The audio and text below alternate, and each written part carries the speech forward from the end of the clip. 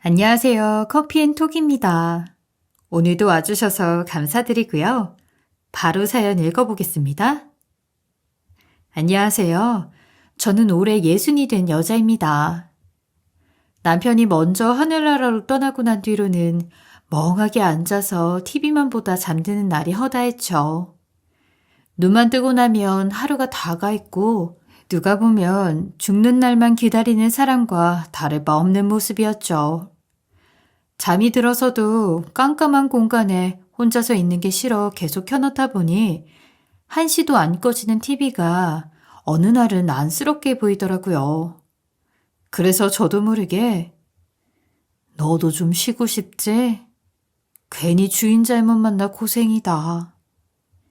그리고 언젠가부터는 이렇게 보내면 안 되겠다 싶은 생각이 들어 제가 처음으로 한 일이 TV를 치운 건데요. 그러고 나니 세상이 좀 달라 보이더라고요. 첫날은 어떤 걸 해야 할지 몰라서 괜히 일거리를 만들기도 하고 했는데 매일 가까운 산에도 오르고 동네 사람들과 어울리면서 활동적으로 지내다 보니 요즘은 서서히 활기를 찾아가는 것 같아요. 등산복 입고 산에 오를 때마다 제가 듣던 게 바로 이 사연인데요. 시끄러운 음악보다 좋은 목소리로 읽어주는 사람 냄새 나는 이 이야기가 훨씬 좋더라고요. 혼자 걸어도 누군가와 얘기 나누는 기분도 들고요. 1년 가까이 이걸 듣다 보니 저도 쏟아내듯 뭔가를 써보고 싶다는 생각이 들어 이렇게 적게 됐습니다. 아직도 이 일만 떠올리면 저는 눈물이 흘러요. 그래서 남들 앞에서 괜히 흉한 꼴이나 보이게 될까 걱정돼서 일부러 더 감춘 것도 있거든요. 그래도 모두 딸 자식 가진 부모 마음으로 들어주시리라 믿고 하나하나 풀어보려고 합니다. 얼마 전 세상을 떠난 남편은 저와 35년을 함께 살다가 갔는데요. 같은 고향에서 알고 지내던 사람이었는데 서로 보수적인 면이 많아서 연애와 동시에 결혼과 미래를 꿈꿨던 것 같아요. 그 시절엔 손만 잡아도 결혼 생각을 할 때기도 하죠. 남편은 연애 시절부터 본인 월급을 전부 저에게 맡기던 사람이었어요. 이번 달 월급이야. 보너스는 아직 안 들어왔어. 당신이 갖고 있다가 관리해. 나는 용돈 주면 그걸로 쓸게. 당신 부모님이 이러는 거 알아? 솔직히 초반엔 남편의 이런 행동이 부담스럽기도 했어요. 나중에 시댁 어른들이라도 알면 얼마나 서운해할 일이에요. 아니, 모르시지. 다 키워놓은 아들이 여자한테 미쳐서 이러고 다닌다는 소리 들을걸. 부모님 하시면 얼마나 속상하겠어. 직장 다닌 지도 얼마 안 됐는데. 이 돈은 우선 부모님께 드리던가 해. 나한테 다 주면 어떡해? 우리 결혼할 거잖아. 나는 돈만 들어오면 이상하게 자꾸 샌다니까. 그래서 지금부터 다 맡길 거야. 그래서 벌써 주는 거야? 당신이 관리해. 결혼 자금이라고 생각하고. 나는 당신만 믿고 열심히 일할게. 그래도 살아가는 데 있어 비밀 하나 없이 여자에게 많은 것을 맡기는 남편을 보니 믿음이 가더라고요. 그리고 많은 가치관이 잘 맞았던 남편과 3년의 준비 끝에 우리는 결혼을 하게 됐죠. 그리고 남편이 제게 월급을 다 맡긴 덕에 우리 힘으로 많은 걸 마련할 수 있었어요. 시댁 어른들도 그런 모습에 더 점수를 많이 주셨죠. 둘이서 그동안 결혼하려고 이걸 다 모은 거야? 네, 월급 아껴가면서 그냥 조금씩. 아이고, 대견하다 정말. 어떻게 이런 생각을 다 했어? 이 사람이 워낙 그런 걸 관리를 잘해요. 낭비도 없고. 우리가 모은 돈이랑 합해서 그래도 작은 집 하나는 갖고 시작할 수 있겠네. 사람이 집이 기반이 되면 다른 일은 다 일사천리로 풀어가기 마련이야. 너무 잘했다. 며느리 하나는 제대로 얻었네. 아닙니다. 믿어주니까 저도 할 수 있었죠. 결혼해서도 네가 다 관리해. 우리 아들은 그런 쪽에는 영 재능이 없더라고. 너한테 잘 부탁하마. 경제권까지 모두 다 제가 주도할 수 있게 됐죠. 그리고 결혼 1년 차에 바로 임신이 돼서 잘 사는 모습을 계속 보여드릴 수 있었어요. 그렇게 제 인생 보배와도 같은 귀한 딸을 만나게 됐죠. 어릴 때부터 무슨 일이건 야무지게 잘해서 일찍이 자기 손으로 밥도 먹고 떨어져 씩씩하게 자란 아이라 크는 내내 제가 다른 엄마들 겪는 어려움은 모르고 키웠던 것 같아요. 일찍 철이 들어서 저 뭐 하나 사달라고 조르질 않던 애였죠. 어느 날은 남편이 mp3 플레이어를 사오더니 혜영이 너는 왜 다른 애들 다 있는 걸 사달라고 말도 안 해? 학생들 목에다가 이거 하나씩 다 걸고 다니던데. 요즘 이거 없는 사람은 너밖에 없어. 아니, 음악 들을 시간도 별로 없는데 괜찮아요. 아니, 그래도 이런 거 없으면 괜히 애들이 없이 사나 그러고 생각할 수도 있어. 엄마 아빠 생각한다고 그러지 말고 갖고 싶은 게 있으면 얘기해. 우리 집 아주 잘 사는 건 아니어도 그렇게 힘들지도 않아. 설마 너 눈치 보는 거 아니지? 에이, 그런 거 아니에요. 네 아빠는 어릴 적에 그런 거 하나도 못 갖고 살아서 자기 자식한테 못 해주면 그게 더 슬픈 사람이야. 그냥 아빠가 힘들게 일해서 버는 돈이잖아. 우리 딸이 이런 거 해주라고 버는 돈이야. 말해 앞으론. 우리가 사줄 게 없나 고민하게 만드는 속 깊은 아이였죠. 그리고 학원 하나 보내본 적도 없는데 혼자 성실하게 공부해서 대학도 가고 취업까지 척척 알아서 하더군요. 항상 남편하고도 둘이 그런 이야기를 했어요. 아이, 가끔 부모로서 미안할 때가 있어. 일찍 철들게 한 게 우리 잘못 같기도 하고. 대학도 알아서 가고 직장도 바로 붙고. 우리 딸이지만 참 신기하지 않아? 저런 딸이면 내가 5 정도는 더 낳아서 키울 수도 있었겠어. 진짜 그럴 걸 그랬네. 정말 그 말은 진심이었어요. 우리 애처럼 속 안 썩이고 알아서 커주는 자식이면 5이 아니라 10명도 낳아서 키우겠더라고요.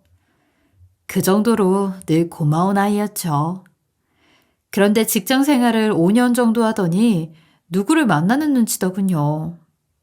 매일 야근하는 것도 아닐 텐데 늦게 들어오는 날이 많아지는 걸 보면서 속으로 남자를 만나는구나 짐작만 하고 있었죠. 괜히 부모가 다 안다는 듯이 감섭을 하면 부담이 될 것 같아서 남편하고 모른 척 눈 감아주기로 합의를 봤죠. 종종 퇴근길에 남편이 저에게 슬쩍 금방 차에서 내려주는 거 봤다? 어머, 어때 인상이? 어두워서 제대로 못 봤어. 좋은 차 타고 다니더라. 그래? 직장이 괜찮은 사람인가 보네. 둘이서만 이런저런 추측을 하며 어떤 사람일까 상상만 했죠. 그런데 하루는 딸애가 먼저 우리에게 이야기를 꺼내더라고요.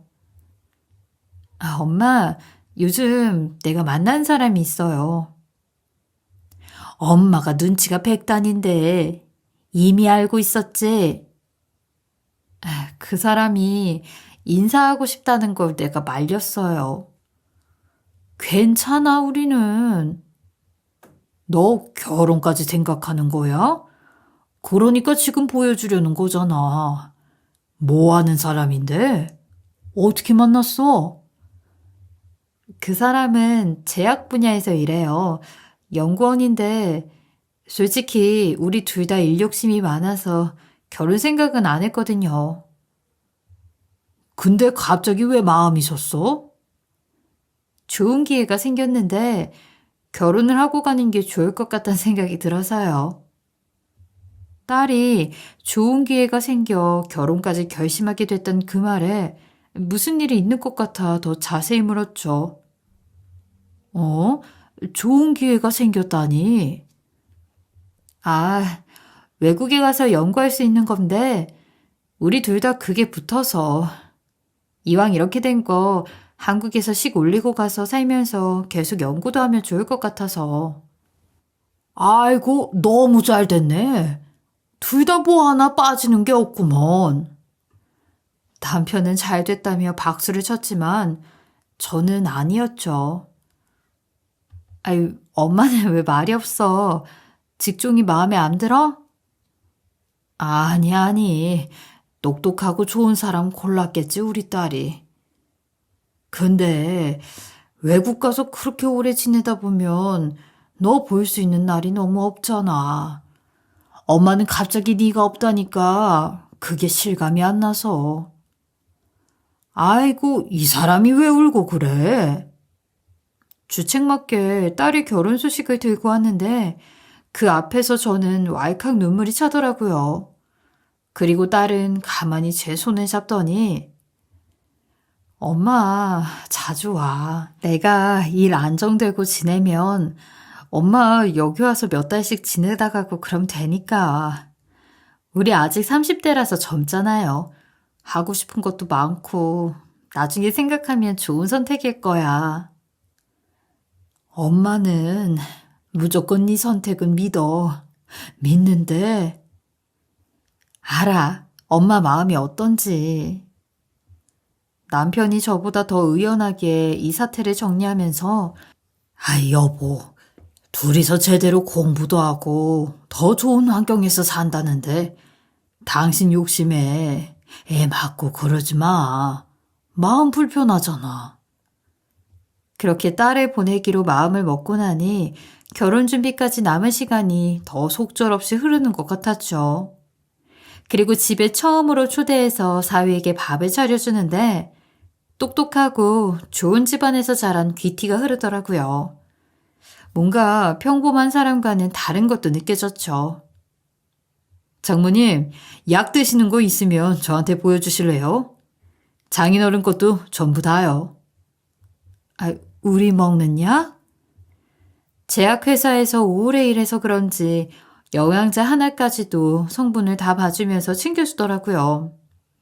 이런 맛에 아들을 키우는구나. 사위를 보면 알 것 같았죠.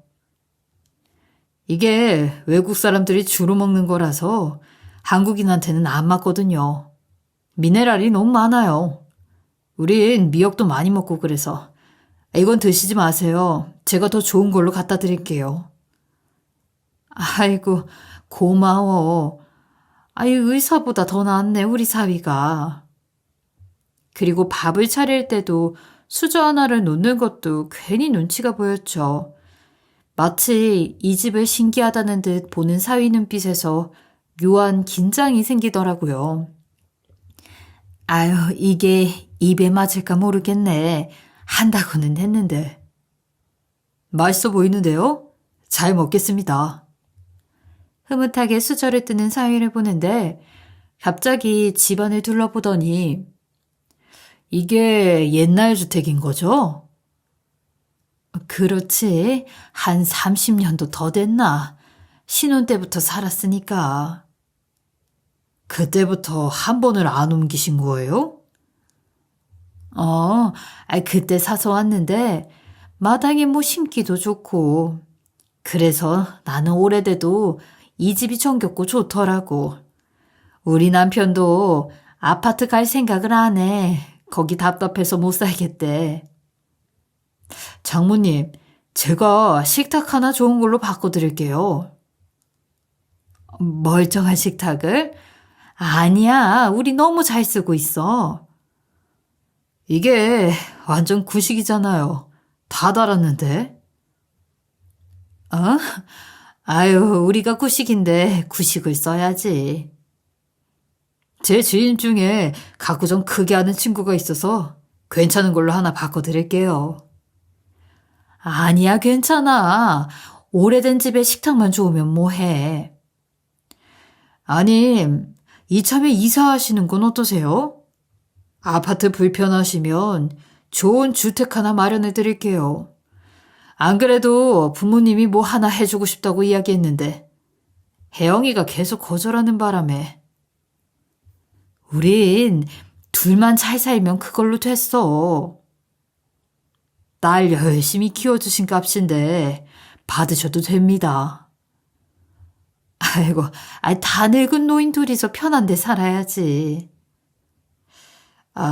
실은 제가 불편해서 그래요. 연이은 거절에 결국 본심을 말하더라고요. 두 분이 너무 잘해주셔서 자주 오고 싶은데 화장실이나 식탁도 그렇고 너무 다 낡고 그래서 보는 것도 약간 불안하달까요? 저희 부모님이 그러셨어요. 자식한테 다 해주고 정작 부모가 못 누리고 사는 것만큼 바보 같은 게 없다고요. 능력되는 사위 만나셨으니까 누리시라는 거예요. 더 좋은 것도 보고 느끼셔야죠. 안 그래요? 우리까지 그럴 건 없다니까 참.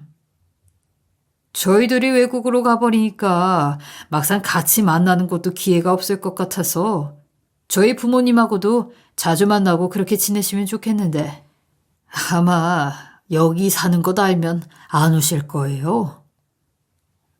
그렇게 불편해 이 집이? 사위 이야기를 들으면 30년 넘게 산 집이 사람 살 곳이 아니라는 느낌이 들더라고요. 초와 저택에서 산다는 건 들었지만 다 자기한테 맞는 옷이 있는 법이잖아요. 괜히 사위나 사돈 놀러 오는 거 신경 쓰느라고 우리 사는 걸 바꿀 수는 없겠다 싶어서 끝까지 거절했죠. 그리고 딸과 남편도 저랑 같은 생각이었죠. 엄마, 미안해. 그이 말은 신경 쓰지 마요. 내가 말할게. 말이라도 좋게 하면 모르겠다. 지 불편하니까 이사를 가라는 놈이 어딨어? 가만 보면 말하는 게 거슬려. 우린 잘만 살았어. 지 잘 산다고 과시하는 거야 뭐야? 내가 하도 싫다고 거절하니까 그렇게 말하는 거지. 남편은 저보다 더 화가 나서 큰 소리를 치더라고요. 그리고 딸은 출국을 얼마 앞둔 시점에서 저를 어디론가 데려가더니 같이 반지 하나를 맞추자고 하더라고요. 엄마, 하나 골라봐. 우리 똑같은 걸로 하고 다니게. 이런 거 잘 안 하고 다니는데. 앞으로는 내 생각날 때마다 이거 보면 되지. 나도 엄마 보고 싶을 때마다 그러려고. 그리고 점원이 우리 두 사람을 보면서 따님하고 어머니가 하는 거예요? 그럼 각인 3개일 수도 있으니까 하나 넣어서 해보세요. 더 의미 있게. 남편이 시집을 올 때 준 반지 목걸이 세트 말고 생전 처음으로 그런 걸 해서 낯설기는 좀 했지만 딸하고 같은 걸 한다니 의미가 생기더라고요. 크게 내색은 안 해도 속상해하는 제 마음을 누구보다 더 잘 알았기 때문에 저를 위해 준비한 것 같았죠. 그런데 막상 반지에 뭔가 새길 것이 마땅히 생각이 안 나는데 딸이 먼저 집 주소는 어때?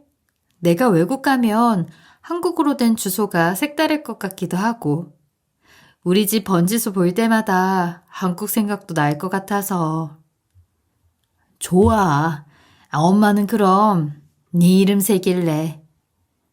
딸 말대로 이걸 만지고 있으면 정말 딸 생각이 계속 나는 것 같더라고요. 그리고 사위하고는 집 문제를 끝내 마무리 짓지 못한 채 외국으로 떠났고 딸을 만나려면 10시간이 넘게 비행을 해야 하는 상황을 맞닥뜨리니 공항에서 발이 떨어지질 않더라고요. 같은 하늘 아래 살긴 사는데 참 멀리도 간다. 부만의 자식으로 두지 말라니까 자꾸 그런다. 그리고 함께 나눠 가진 반지를 만지며 딸을 향한 그리움을 달랬죠. 그리고 남편과 저는 딸이 사는 외국 시차에 맞춰서 생활하게 됐어요. 한 번은 새벽 2시에 걸려온 딸의 연락을 못 받고 지나가 버리니 그게 너무 안타깝더라고요. 잠이야 죽어서도 자는데 딸 전화를 못 받아서 되겠어? 우리 돌아가면서 불침번이라도 설까? 당신 벨소리 크게 해놓으라니까 자다가도 바로 깨게 최대로 크게 해.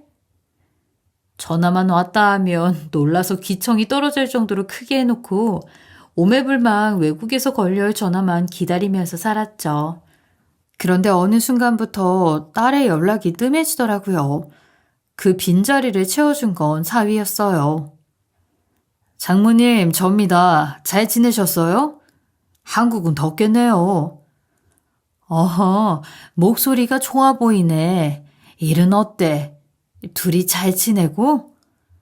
아니, 우리 애가 연락을 꾸준히 하더니 요즘엔 아무 소식이 없어서. 혹시 무슨 일이 있나 걱정만 했어.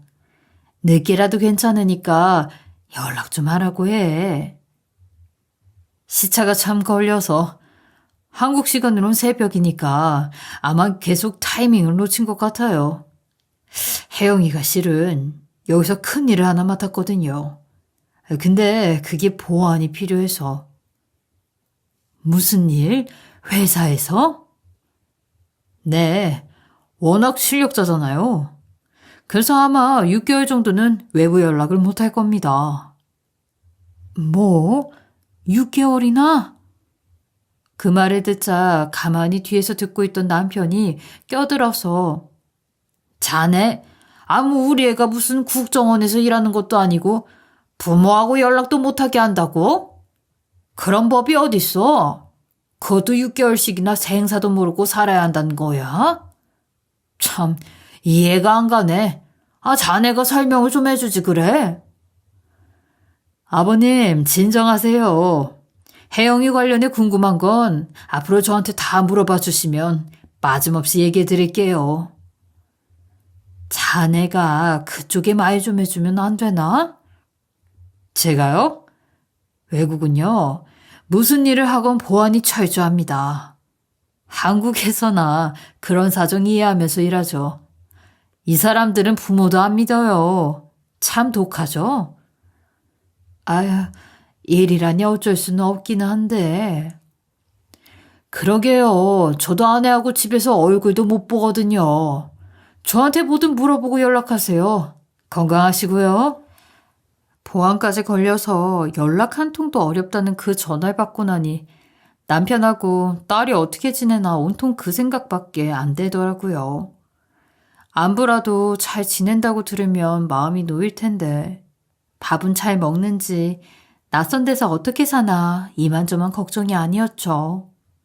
그런데 그때 10년 전에 걸린 암이 다시 남편에게 재발하게 되면서 딸에게 이런 소식조차 알리지 못하고 매일같이 병원에 단둘이 오고 가며 지냈죠. 그리고 슬슬 지쳐가는 남편을 보니 머지않아 이 상태가 더 악화되겠다는 예감이 들었어요. 전 사위에게 아무래도 이번은 넘기기가 힘들 것 같아서 그런데 가족한테 일 생겼다고 하고 딸 소식이라도 알려줄 수는 없을까? 우리 애가 나중에 이걸 알면 얼마나 속이 상하겠어. 애 아빠도 얼마 안 남은 것 같아서 그래. 그런데 사위 태도가 전과는 달라졌더라고요. 어머니, 눈치가 없는 거예요? 아니 모른 척 하는 거예요? 어머니 딸이 택한 거잖아요. 이 기회에 인연 끊고 살고 싶다잖아요. 그러게 한국에 있을 때나 잘하시지. 멀리 오니까 이제야 자식 보고 싶은 척. 그런 게 혜영이 눈에 안 보이겠어요? 왜? 장래미가 없어요? 뭐? 우리랑 인연을 끊고 싶다고? 본인이 그러니까 연락을 안 하겠죠. 제가 손모가지라도 잘라서 갖고 있겠냐고요. 멀쩡한 사람이 연락을 안 하는 데는 그만한 이유가 있겠죠. 제발 혜영이 문제로 저까지 괴롭히지 마세요. 우리 딸이 그런 말을 했어? 아님 자네 생각이야? 전 오로지 그 사실 하나가 중요했습니다. 회사 일이라며 일부러 전화를 뜸하게 슬슬 피한 이유가 외국으로 이민 가서 사는 거 빌미 삼아 우리 인연도 끊을 작정이었나. 그런 애가 반지까지 맞춰주며 떠날 리가 없는데. 걸림돌인가 보죠. 아무 도움 안 되고 사람이 쓸모가 있으면 찾게 되는 법입니다. 이제 저한테 연락하는 것도 끝이에요. 번호 싹 바꿀 거니까 그리하세요. 결국 이 사실은 죽어가는 남편에게 차마 말할 수가 없어서 숨기기로 했어요. 안 그래도 괴로워하는 사람한테 심적으로까지 고통을 주기가 싫더라고요.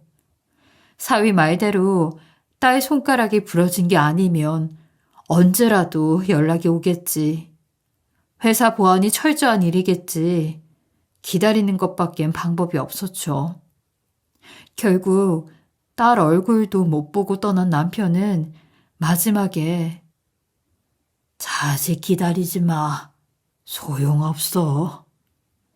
쓸쓸히 이 한마디를 남기고 떠났죠.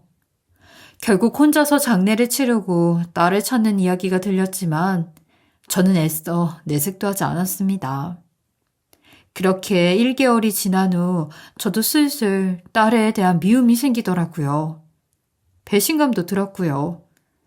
진짜 안 보고 살 작정이구나 싶어 마음을 비웠어요.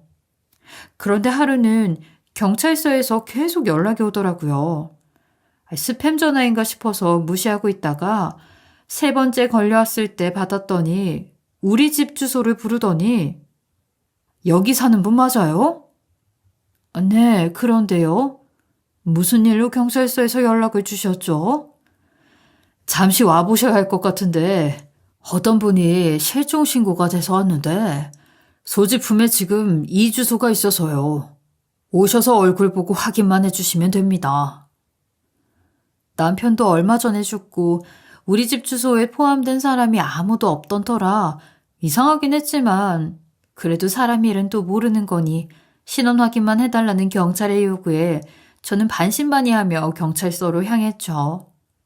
그런데 한쪽 구석에서 얼굴이 반쪽이 된 딸아이가 허공을 보며 멍하니 앉아있더라고요. 아니, 외국에 있을 애가 대체 왜 이런 몰골로 여기에 있는 게 너무 황당해서 전 곧장 우리 딸에게 가서 너 한국 왔으면 말을 해야지 왜 여기 있어? 그런데 딸은 저를 보고도 시선 한 번을 주지 않더니 누구시죠? 손을 좀 잡아봐도 될까요?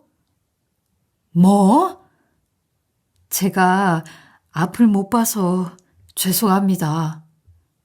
갑자기 저에게 사과를 하더라고요. 그 순간 딸의 눈에 초점 하나 없던 이유가 뭔지 알고 저는 목 놓아 한참을 울었습니다. 아무 영문을 모르는 경찰관이 와서 저를 말리는데도 저는 이성을 잃고 어쩌다가 잘 산다며 나하고 인연 끊고 싶었으면 가서 잘 살 일이지. 왜 이러고 나타난 거야? 대체 무슨 일이 있었던 거냐고. 이런 일이 있으면 엄마한테 전화라도 해야지. 어떻게 이러고 나타나? 이런 불효가 어디 있어? 엄마야? 우리 엄마? 그리고 딸은 가만히 제 손에 있던 반지를 만지면서 우리 엄마 맞네. 이 반지 우리 엄마 맞아. 제 손만 어루만지며 저를 보지도 못한 채 울더라고요.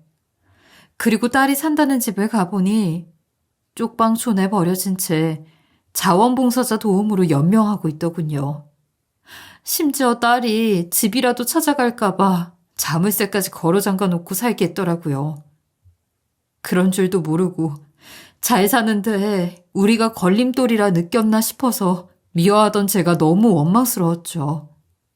딸에게 들어보니 외국에 지낼 때 남편이란 놈은 바람나서 제대로 들어온 적도 없었고 영양제랍시고 챙겨주던 약은 부작용이 심해져 점점 시력을 잃게 됐다고 하더라고요. 그리고 선심 쓰듯 치료를 받으라며 한국에 보낸 일이 끝내 방치하는 꼴이 된 거죠.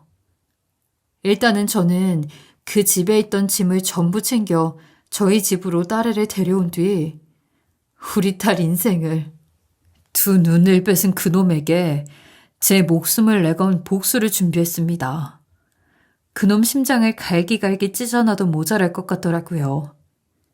딸은 안정이 필요한 단계일 것 같아 무조건 편하게 쉬게 두고 자원봉사자가 올 시간에 전 이곳저곳을 다니면서 그 지방과 사위놈 뒤를 열심히 캤습니다. 저런 인성으로 산 놈이면 분명히 더러운 게 하나는 있을 거란 확신이 들었죠. 그리고 외국의 사위 뒤를 쫓던 지인에게 연락이 와서 수상한 말을 해주더라고요. 문 닫은 회사에 혼자 남아서 뭘 만들던데? 혹시 그게 약이야? 그 말을 들으니 회사 안에서 사람도 없앨 만한 걸 만들어 팔놈이다 싶었죠. 내 딸 눈을 잃게 만든 것처럼요. 저는 그리고 그게 누굴 또 해칠 만한 거란 걸 직감적으로 알고 그 약 어떻게든 확보해서 한국으로 보내줘. 그리고 저는 그 약을 택배로 받은 순간 곧장 사돈에게 전화를 해 집으로 불렀습니다. 우리 딸은 앞도 못 보고 어제까지 화나던 세상이 갇혀버린 거나 마찬가지인데 두 눈 뜨고 멀쩡히 살아있을 것들을 보니 더 부하가 치밀더라고요. 그래도 복수를 위해 이를 악물고 밥까지 손수 차려서 먹였습니다. 입에 쓰레기를 밀어넣고 싶은 못된 생각뿐이었지만 복수를 위해 참을 인을 새겼죠. 오랜만에 식사라도 하시자고요. 와주셔서 감사해요. 초대까지 해주시고 제가 감사하죠. 전 그리고 음식 안에 수면제를 타서 잠에 빠지게 한 뒤 사돈을 자물쇠로 걸어 가뒀습니다. 사위가 우리 딸에게 했던 것처럼 똑같이 갚아줘야 했으니까요. 그리고 버젓이 눈 뜨고 잘 사는 사위놈에게 사진을 보냈습니다. 그러자 바로 전화가 왔더군요. 이게 무슨 짓이야 지금? 당신 사람 납치한 거야? 왜? 똑같이 해준 것뿐인데 안에서 잘 자고 있어. 이제 네가 어떻게 하냐에 따라 달렸지. 뭐? 이 아줌마가 나를 협박하는 거야? 네 놈이 사람 눈까지 멀게 만들 수 있는 약 만들어서 먹이고 가둬놓은 거 잊었어?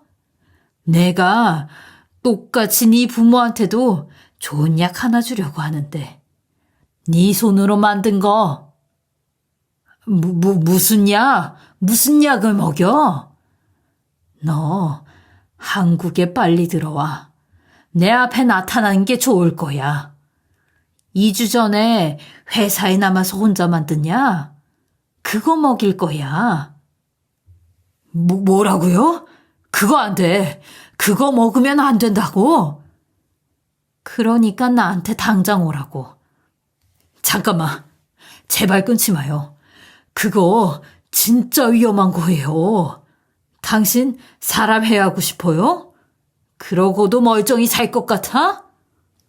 두 눈 잃은 딸을 보고 멀쩡히 살 부모가 있어? 감옥에 평생 갇히든 죽든 나 이제 무서울 게 없어. 장모님, 제 말 한 번만 들어주세요. 제가 혜영이 눈은 치료할 수 있으니까요. 어떻게든 다시 보게 해놓을게요. 약속합니다. 그러니까 제발 우리 어머니한테 그 약은 안 돼요. 네 부모만 소중해. 내 딸은 인연까지 끊어놓고 사람 버리고 가? 넌 그러고도 앞을 보고 멀쩡히 살아있어. 내가 너 눈을 파놓기 전에 뭐든 다 할 거야. 네 엄마 죽어가는 거 봐야 내 심정을 알지. 당장 갈게요. 한국으로 당장 갈게요. 제발 저 만나서 얘기하시죠. 저는 그리고 방 안에 갇힌 사돈을 향해 이때껏 일어난 사태를 고백하며 또박또박 얘기를 했습니다.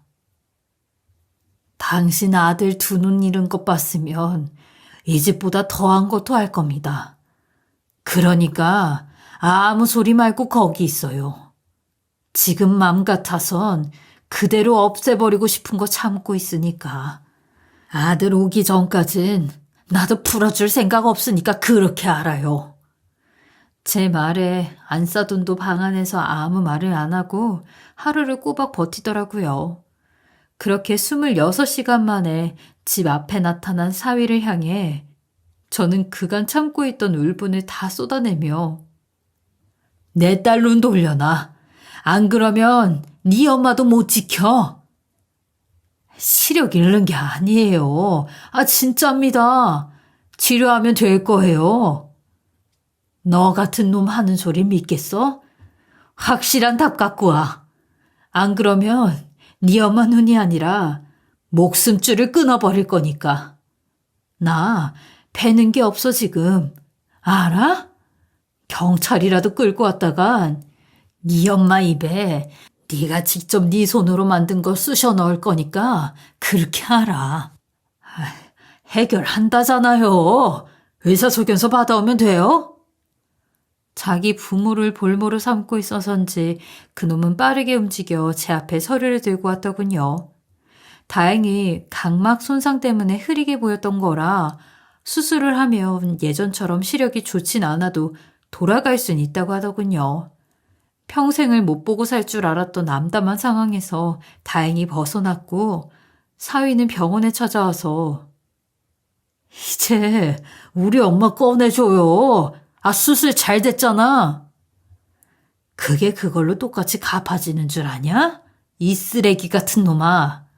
이제 제대로 벌 받을 차례야.